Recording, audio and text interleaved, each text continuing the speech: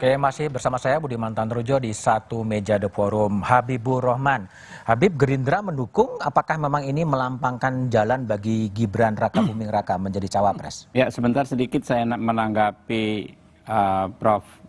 Palguna tadi. Memang ya yang saya sebutkan itu diktum dari putusan. Tapi yang disebutkan Sis Krisnatali tadi, itulah salah satu pertimbangan. Ketika open legal policy mengakibatkan intolerable injustice, ketidakadilan yang tidak bisa ditoleransi lagi, pelanggaran hak dan lain sebagainya. Tadi Sis Kris lebih hafal, kayaknya beliau pernah jadi lawyer juga di MK ini. Belajar. Ya, itu, jadi intinya kalau dipertanyakan pernahkah open legal policy diterobos oleh MK? Pernah. Pernah. Jadi Power Ranger tadi ya. Udah jelas. Apakah itu secara ilmu ideal atau tidak? Beliau profesor bisa menilai. Oke, baik. Kan? Kalau pertanyaan saya tadi, apakah untuk jadi gini, ada dua hal terkait pengajuan uji materi ini secara teknis. Pertama, untuk mengajukan uji materi ada yang namanya legal standing, hak untuk menggugat. Partai Sis Krisnatali ini hak untuk mencalonkan orang, sehingga ada kaitannya ke batu uji pasal 28D. Hak untuk berpartisipasi dalam pemerintahan. Ya, itu. Ya. Kedua, ketika undang-undang sudah diuji materi, putusan MK itu mengikat bukan hanya untuk orang yang mengajukan, semua tunduk, untuk semua masyarakat. Ya. Jadi kalau misalnya, ya, makanya terkait pertanyaan Mas Budiman, ya kan ya, undang-undang ini diputus, ya, dikabulkan, membuat ada seseorang atau beberapa orang yang tadi tidak mungkin nyapres menjadi bisa nyapres, ya kan ya. Itu bukan sesuatu hal yang salah, justru itu sesuatu hal yang benar. Pertanyaannya dibalik. Jadi untuk Gibran mengapa? Enggak, nanti dulu. Makanya pertanyaan seperti itu yang harus saya luruskan. Mengapa kita harus menunda keadilan kalau ada satu atau dua orang yang secara langsung atau tidak langsung mendapatkan keadilan? Ada ya sekarang. Makanya itulah pertanyaannya dari saya ya. Jadi penundaan terhadap keadilan adalah ketidakadilan. Justice delayed, justice denied. Kan? Itu sesuatu hal yang sangat clear. Jadi kita tidak bicara kasus apakah ini akan Gerindra mencalonkan Gibran atau tidak, karena kompetensi saya tidak di situ. Karena di KKIR, Koalisi Kebangkitan Indonesia Raya, penentuan capres dan cawapres adalah domain Pak Prabowo dan Gus Muhaimin Iskandar. Baik. Grace, pertanyaan saya sederhana. Apakah memang yang dilakukan oleh PSI ini adalah untuk melampangkan jalan bagi Gibran berpasangan dengan Prabowo? Kenapa Gibran? Kenapa nggak Emil yang tadi live di sini? Enggak, kalau dalam bayangan Anda, maksudku. Rasanya jangan dikecilkan untuk Gibran, Mas. Tapi untuk banyak anak muda, jumlahnya nggak main-main loh, 20 juta lebih anak-anak muda yang sebenarnya eligible dari segi umur kalau mereka dilapangkan jalannya. Kalau kita bicara kepala daerah, hari ini juga banyak anak-anak muda sudah bisa jadi kepala daerah dan prestasinya cukup relatif baik dibandingkan yang nggak kalah lah, jangan dibandingkan, nggak kalah dengan yang senior-senior.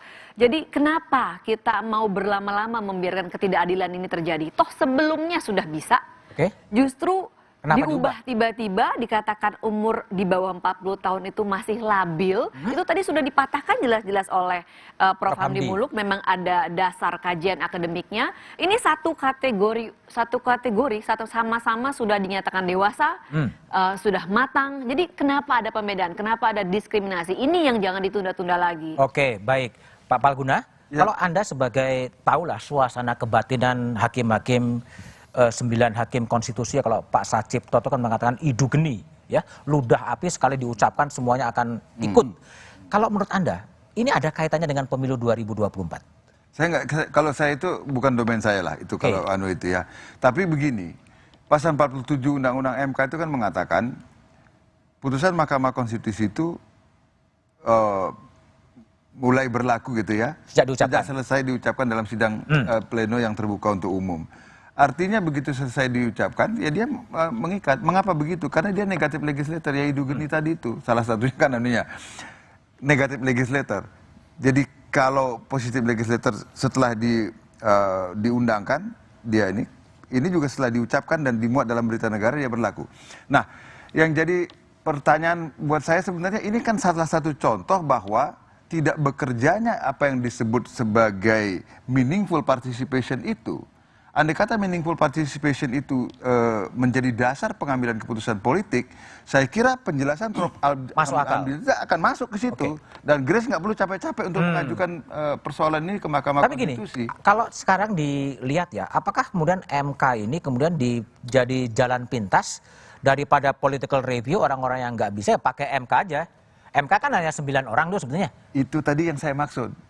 Ketika ada kepentingan macam ini dan kemudian pola standing model standing yang digunakan untuk menjadi pemohon itu adalah model constitutional complaint, suka atau tidak ketika orang secara pribadi merasa dirugikan atau mempunyai kepentingan daripada di DPR capek-capek ini, kemudian coba-coba aja iseng ke MK. Oh, ada ya sekarang pola itu? Nah, enggak, bukan pola sistem yang kita ambil, undang-undang yang menyebutkan individu yang merasa dirugikan hak konstitusionalnya itu mempunyai standing untuk men-challenge undang-undang walaupun hanya 1 orang. Itu yang menyebabkan yang pola ini menjadi tidak bisa dihindarkan, akan muncul. Jadi kan lalu kepentingan orang bisa terselubungi oleh sistem. Tapi gini, kalau kita tadi membandingkan soal Bung Habib membandingkan dengan pimpinan KPK Nurul Gufron, itu kan clear dia sendiri mengalami kerugian konstitusional, ya, karena dari 4 tahun. Kemudian dia minta disamakan dengan komisioner meskipun ada juga yang 3 tahun ya. 3 tahun tapi kemudian ya itu dikabulkan, ada kerugian konstitusional yang nyata. Kalau dari sisi penggugat uji materi, apakah ada kerugian konstitusional yang dilanggar? Nah, itu dia persoalan yang tadi saya maksud, Mas. Alasan untuk menggugat itu adalah alasan untuk standing karena ada dugaan pelanggaran hak konstitusional. Tetapi konstitusionalitas itu sendiri itu argumentanya lain lagi.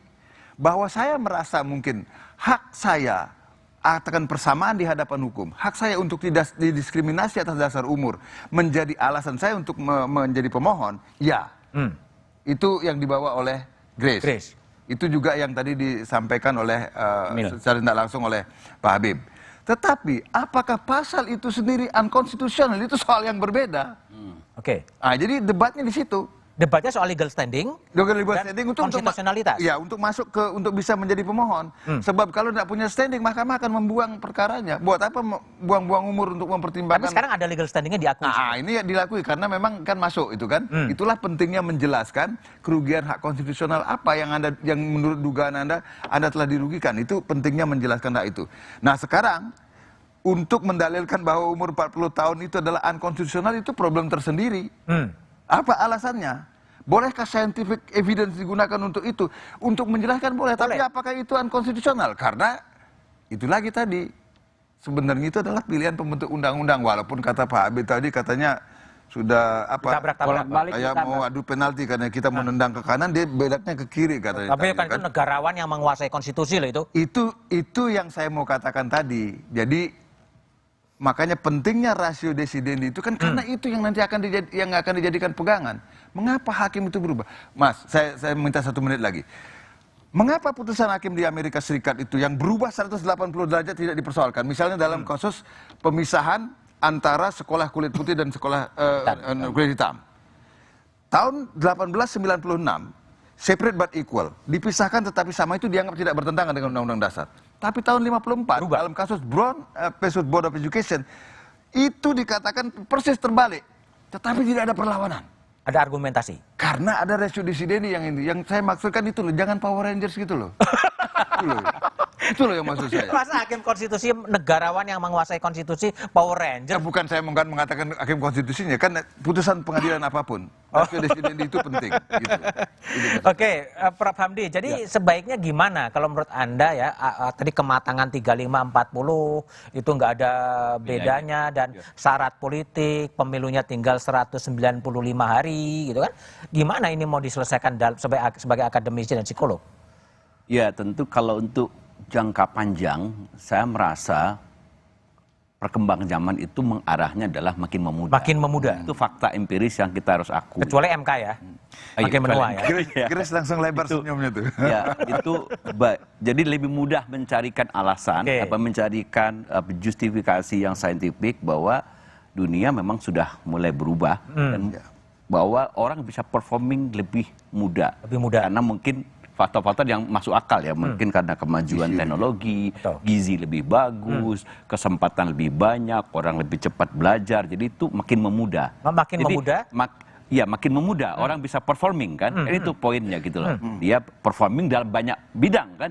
Dan sekarang kenyataannya kalau kita lihat di bisnis memang sudah cenderungnya memudah, di korporasi memudah gitu. Profesor yang muda sekarang. Iya, profesor di akademia juga makin memudah gitu. Jadi misalnya membatasi orang sampai tua baru dia bisa perform, itu kan membatasi. Atau malah yang perlu dilakukan membatasi usia maksimal ya?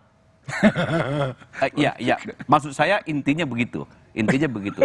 Itu untuk ke depan lebih mudah mencarikan alasan gitu loh. Jadi mempertahankan, mempertinggi usia tuh makin nggak populer sebenarnya. Makin nggak populer ya. Iya. Oke, baik. Jadi sebaiknya kita menunggu hakim konstitusi akan memutuskan, tapi setelah itu kalau dikabulkan seperti apa, kalau tidak dikabulkan seperti apa, nantikan setelah jeda berikut ini.